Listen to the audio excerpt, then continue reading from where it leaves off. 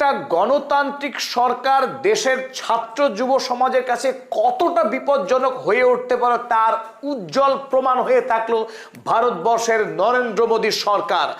আজ দিল্লিতে বিরোধী দলনেতা রাহুল গান্ধীকে যে কায়দায় পুলিশ শারীরিক নির্যাতন করে অ্যারেস্ট করেছে এবং তাকে যেভাবে থানায় লকআপে আটকে রাখা হয়েছে, তাতে ভারতবর্ষের গণতন্ত্র কালিমা লিপ্ত হলো। ভারতবর্ষের ছাত্র জনতা যখন শিক্ষামন্ত্রীর পদত্যাগের দাবিতে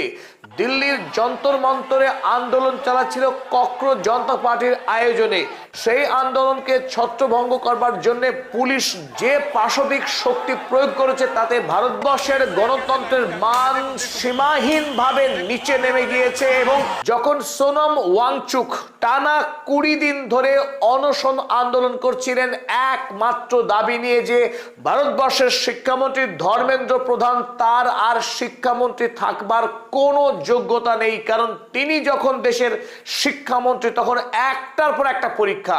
নিট থেকে শুরু করে দেশের গুরুত্বপূর্ণ পরীক্ষাগুলোতে প্রতিবার প্রশ্ন ফাঁস হয়েছে। অথচ এতগুলো প্রশ্ন ফাঁস হবার পর যখন দেশের অসংখ্য ছাত্র ইতিমধ্যে আত্মহত্যা করেছে এবং অসংখ্য ছাত্র যারা কোমায় চলে গেছে, হতাশার সঙ্গে লড়াই করছে প্রতিদিন, সেই ছাত্র সমাজকে আধারের দিকে ঠেলে দিয়ে দেশের শিক্ষামন্ত্রী ধর্মেন্দ্র প্রধান অনায়াসে বিলাসিতায় দিন কাটাচ্ছে। আর এই অন্যায়ের বিরুদ্ধে যখন সোনম ওয়াংচুকের মতো আন্তর্জাতিক খ্যাতনামা বিজ্ঞানী, শিক্ষক এবং পরিবেশ আন্দোলনকারী যখন যন্তর মন্তরে অভিজিৎ দীপকে দেখে সামনে রেখে যখন তিনি অনশন আন্দোলন করছিলেন, সেই সম্মানীয় অনশনকারীর সঙ্গে দেশের সরকারি কোনো প্রতিনিধি বিন্দুমাত্র আলোচনা করেনি, বরং 20তম দিনে তাকে বলপূর্বক জোর করে উঠিয়ে নিয়ে যাওয়া হয়েছে দিল্লির সফদরজং হাসপাতালে, তার অনশন ভেঙে দেওয়ার চক্রান্ত করে। তারপরেও যখন 20 তারিখে প্রস্তাবিত পার্লামেন্ট অভিযানকে বন্ধ করতে পারেনি দিল্লি সরকার, যখন সেই আন্দোলনে দেশের বিভিন্ন প্রান্ত থেকে প্রায় 50,000 ছাত্র যুব জমায়েত হয়েছিল, দিল্লির যন্তর মন্তর থেকে শান্তিপূর্ণভাবে মিছিল করে তারা পার্লামেন্টে গিয়ে পার্লামেন্টারি কমিটির কাছে জবাবদিহি করতে চেয়েছিল কিছু প্রশ্ন তুলতে তাদের হয়ে, যেন পার্লামেন্টে আলোচনা করা হয় কেন শিক্ষামন্ত্রীকে বরখাস্ত করা হবে না। এই চূড়ান্ত ব্যর্থতার দায় স্বীকার করে ভারতের শিক্ষামন্ত্রী কেন পদত্যাগ করবে না, এই প্রশ্নে যখন ছাত্ররা দিল্লি অভিমুখে যাত্রা করেছিল, নজিরবিহীনভাবে তাদের উপরে ক্র্যাকডাউন করেছে ভারতের কেন্দ্র সরকার। যে কায়দায় ছাত্রদের উপরে শারীরিক নির্যাতন চালানো হয়েছে তা এক কথায় বর্বরচিত এবং পাশবিক। শান্তিপূর্ণ আন্দোলন করা গণতান্ত্রিক দেশের বড় অধিকার এবং শাসক দলের বিরুদ্ধে মতামত দান করা গণতন্ত্রের জন্য স্বাস্থ্যকর। সেই গণতান্ত্রিক শান্তিপূর্ণ প্রতিবাদী যুবকের উপরে সরকার যেভাবে রাষ্ট্রীয় সেনাবাহিনীকে লেলিয়ে দিয়েছে, এমনকি উর্দি ছাড়া সাধারণ পোশাক পরা বেশ কিছু যুবককে দেখা গিয়েছে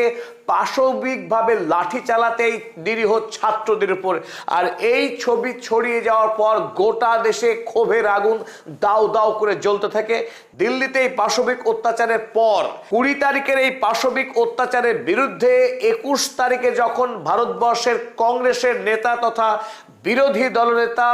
leader of the opposition Rahul Gandhi এবং কংগ্রেসের গুরুত্বপূর্ণ নেত্রী প্রিয়াঙ্কা গান্ধী এবং কংগ্রেস দলের জাতীয় সভাপতি মল্লিকার্জুন খাড়গেরা এনসিপি এবং সমাজবাদী পার্টিদের নেতাদের নিয়ে দিল্লির রাজাজি মার্গ থেকে প্রধানমন্ত্রীর 10 জনপদের বাসভবনে লক্ষ্য করে যাত্রা শুরু করে। এই প্রশ্ন নিয়ে প্রধানমন্ত্রীকে তারা জিজ্ঞাসা করতে চান যে কেন ছাত্র যুবদের উপরে পুলিশকে লেলিয়ে দিয়ে এহেন শারীরিক অত্যাচার করা হলো, কেন তাদেরকে পার্লামেন্ট পর্যন্ত যাওয়ার অনুমতি দেওয়া হলো না। এই প্রশ্নকে সামনে রেখে যখন জাতীয় কংগ্রেসের নেতা রাহুল গান্ধী যখন পদযাত্রা করছিলেন, রাস্তার মাঝে যখন তাদের মিছিল কল্যাণজি মার্গ পর্যন্ত এগোয়, সেখানেই পদযাত্রাকে আটকে দেওয়া হয় এবং একের পর এক নেতার উপরে শারীরিক অত্যাচার করবার পর তাদেরকে চ্যাংদোলা করে তুলে নিয়ে গিয়ে প্রিজন ভ্যানে রাখা হয় এবং তারপর তাদের দিয়ে যাওয়া হয় দিল্লির মডেল টাউন পুলিশ স্টেশনে। শুধু রাহুল গান্ধী নয়, 21 তারিখের এই পদযাত্রা করতে গিয়ে অ্যারেস্ট হয়েছেন প্রিয়াঙ্কা গান্ধী এবং সমাজবাদী পার্টির নেতা অখিলেশ যাদব। আপনারা দেখছেন সেই ছবি, প্রিয়াঙ্কা গান্ধীকে যেভাবে মহিলা পুলিশ কর্মীরা জোর করে তাকে ভ্যানে তোলার চেষ্টা করছে। তবে 21 তারিখের এই আন্দোলনের একটাই উদ্দেশ্য ছিল 20 তারিখে যে ছাত্র জনতা যারা পার্লামেন্ট অভিমুখে যাত্রা করেছিল তাদেরকে যে নির্যাতন করা হয়েছে তার কয়েকটি ছবি আপনারা দেখুন। এখানে একটার পর একটা জায়গায় ফ্রেমে আপনারা দেখতে পাচ্ছেন যে ছাত্রদেরকে পুলিশ কি কায়দায় তাদের উপরে শারীরিক অত্যাচার চালিয়েছে। একজন নিরীহ ছাত্র তাকে একসঙ্গে 5 জন পেটাচ্ছে, যাদের 3 জন তাদের কোনো পুলিশি না আছে, পরিচয় না আছে, উর্দি এবং পরিচয়হীনভাবে কিছু যুবক